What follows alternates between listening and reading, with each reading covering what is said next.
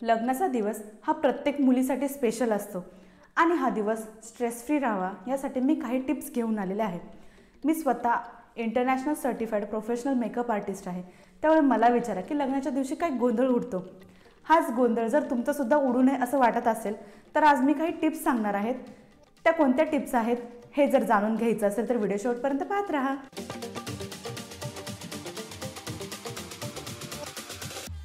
लग्नाची shopping plan करण्याआधी तुमचं बजेट ठरवा। म्हणजे काय करा, थोडा वेळ बसा, तुम्ही किती खर्च करू शकता हे ठरवा। याच्यामुळे काय होतं की तुम्हाला एक अंदाज येतो आणि तुमचा जास्तीचा खर्च टाळण्यास सुद्धा मदत होते।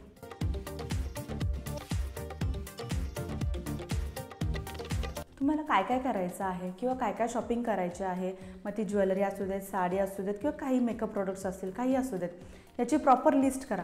काय होतं, बऱ्याच वेळेस आपण शॉपिंग करायला जातो, जे लागतं ते सोडून भलतंच काहीतरी घ्यायला जातो आणि ऐन वेळेस आपल्याला आठवतं की अरे आपल्याला तर हे खरेदी करायचं ते राहीलच।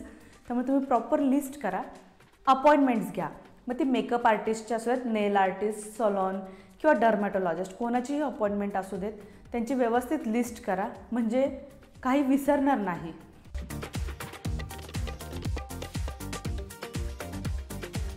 शॉपिंगला जाण्याआधी बसून ठरवा की तुम्हाला कोणते आणि किती लुक्स करायचे आहेत। जसं की एंगेजमेंट लुक आहे, हळदी लुक आहे, मेहंदी आहे, अक्षता आहे, फेरे आहे। बरेच जण ब्राइड एंट्रीचे व्हिडिओज होतात, त्यामुळे त्याच्यासाठी सुद्धा वेगळे लुक्स करतात। एकदा का तुमचं किती आणि कोणते लुक्स करायचे आहेत हे ठरवलं की थोडंसं बसा आणि गुगल आणि पिंटरेस्टवरती सर्च करा। ते का तर तुम्हाला कशा टाईपचा मेकअप हवा आहे, कशी हेअरस्टाईल हवी आहे किंवा कशा प्रकारे साडी ड्रेपिंग करून हवी आहे याचे स्क्रीनशॉट्स काढून ठेवा। आता ते स्क्रीनशॉट का काढायचे, ज्यावेळी तुम्ही मेकअप आर्टिस्टकडे जाता त्यावेळी तेच फोटोज रेफरन्स म्हणून त्यांना दाखवायचे, म्हणजे तिचंसुद्धा काम सोपं होऊन जातं आणि तिलासुद्धा कळतं की तुमची रिक्वायरमेंट काय आहे।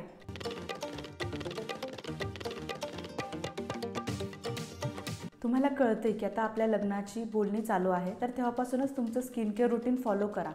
म्हणजे काय होतं की तुमच्या लग्नापर्यंत तुमची स्किन छान ग्लो करते। पण तेच जर तुमचं लग्न नुकतंच ठरलेलं आहे आणि आता तुमच्याकडे वेळ नाही आहे, तर अशा वेळी तुम्ही काय करू शकता, तर तुम्ही सलूनची अपॉइंटमेंट घेऊन छान फेशियल करू शकता किंवा डर्मॅटोलॉजिस्टची अपॉइंटमेंट घेऊन तुम्ही स्किन पेलिंग किंवा तुमच्या स्किनच्या प्रॉब्लेमनुसार तुम्ही त्याच्यावरती ट्रीटमेंट्स घेऊ शकता। लग्नाच्या दिवशी मेकअपमुळे तुम्ही तर छान दिसालच, पण लग्नानंतरचं काय, त्याच्यानंतर काय होतं की तुम्ही जर व्यवस्थित स्किन केअर रुटीन फॉलो नाही केलं तर तुमची स्किन डल दिसते। तेच जर तुम्ही छान स्किन केअर रुटीन फॉलो केलात तर लग्नानंतर मेकअप जरी नसला तरी तुमची स्किन छान हेल्दी आणि ग्लो करते आणि तुम्ही स्वतः छान कॉन्फिडंट फील कराल। चॅनलवरती नवीन असाल तर आत्ताच सबस्क्राईब करा बरं का, कारण अशाच नवनवीन मी फॅशन आणि ब्युटी रिलेटेड खूप सारे टिप्स अँड ट्रिक्स घेऊन येत असते। तसेच बेल आयकॉनला क्लिक करायला विसरू नका, म्हणजे तुम्हाला एक्झॅक्टली कळेल की मी व्हिडिओ कधी पोस्ट करते।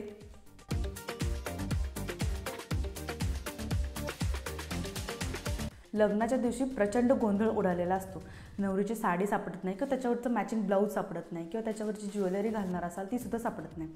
त्यासाठी काय करायचं, आपल्याकडे बाजारात साडीचे बॉक्स मिळतात किंवा साडी कवर्स मिळतात, त्याच्यामध्ये एक बॉक्स करायचा, त्याच्यामध्ये तुमची साडी, त्याच्यावरचा मॅचिंग ब्लाऊज, त्याच्यावर जे काय तुम्ही परकर पेटिकोट काय घालणार असेल ते आणि त्याच्यावरची ज्वेलरी, असं त्याचा व्यवस्थित एक बॉक्स करून घ्यायचा आणि तो सेपरेट करायचा। असेच लुक वाईज तुम्ही वेगवेगळे बॉक्सेस करून घ्यायचे। यामुळे काय होतं की शोधण्याचा वेळ वाचतो आणि तुम्ही एकदम स्ट्रेस फ्री राहता। यानंतर लग्नाच्या दिवशी मेकअपला बसण्याआधी तुम्ही व्यवस्थित तुमचा चेहरा स्वच्छ क्लीन करून घ्या। तुमचं जे काय रेग्युलर मॉइश्चरायझर असेल ते लावून बसा। यामुळे काय होतं की तुमचा वेळ वाचतो। लग्न झाल्यानंतर ज्यावेळी तुम्ही घरी जाता त्यावेळी तुम्हाला मेकअप रिमूव्ह करायचा असतो। याच्यासाठी तुम्ही मिसेलर वॉटर किंवा क्लिन्झिंग बाल्मसारखे प्रोडक्ट्स मिळतात, ते तुम्ही जवळ ठेवा। याच्यामुळे काय होतं की मेकअप व्यवस्थित रिमूव्ह होतो। लग्नात जी आपण बिंदी लावणार आहे तीसुद्धा जवळ ठेवा।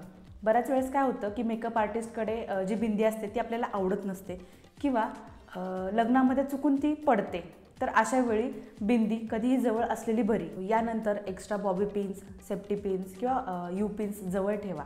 स्टेजवरती खूप लाईट्स असल्यामुळे आपल्याला खूप घाम येतो किंवा तेल सुटतं, तर अशा वेळी ब्लोटिंग पेपर जवळ ठेवायचे। याच्यामुळे काय होतं की तुमचं तेल आणि घाम हे ब्लोटिंग पेपर शोषून घेतं। यानंतर टचअपसाठी तुमचं स्किन मॅचिंग कॉम्पॅक्ट ठेवा।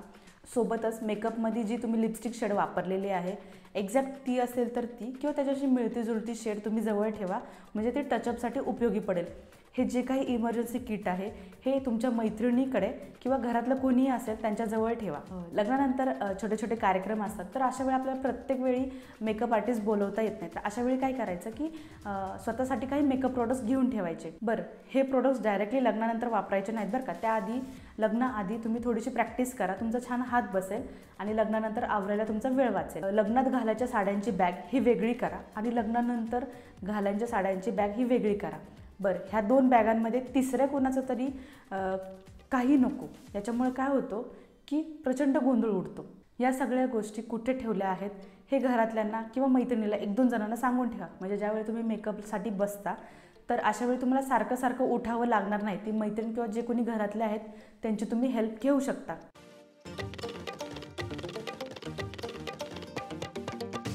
लग्नाचा मेकअप, एखादी चांगली मेकअप आर्टिस्ट बघा, ती त्या दिवशी फ्री आहे का हे बघा आणि अपॉइंटमेंट घ्या. ती स्वतः येणार आहे की असिस्टंट येणार आहे हे विचारा. पॅकेज विचारा, त्यात किती साडी ड्रेपिंग आहेत, किती मेकअप लुक आहे, हेअरस्टाईल, टचअपचे एक्स्ट्रा चार्जेस आहेत का हे विचारा. सगळं ठरल्यानंतर तुम्ही जे काही स्क्रीनशॉट्स काढले होते ते तिला दाखवा. म्हणजे तिला कळेल की तुमची रिक्वायरमेंट काय आहे आणि त्याच्यावरती तुम्ही ट्रायल घ्या. आता ट्रायल मेकअप का घ्यायचा ते तुम्हाला सांगते. लग्नाच्या दिवशी मेकअप कसा असेल किंवा हेअरस्टाईल तुम्हाला कशी दिसेल याचा तुम्हाला एक अंदाज येईल. म्हणजे काय होतं की तुमचं हे आधीच ठरलं तर लग्नाच्या दिवशी तुम्ही एकदम स्ट्रेस फ्री राहाल आणि तुमचा वेळसुद्धा वाचतो. बरेच जण ट्रायलचे एक्स्ट्रा चार्जेस घेतात किंवा काही जण पॅकेजमध्ये ट्रायल मेकअप हा फ्री देतात.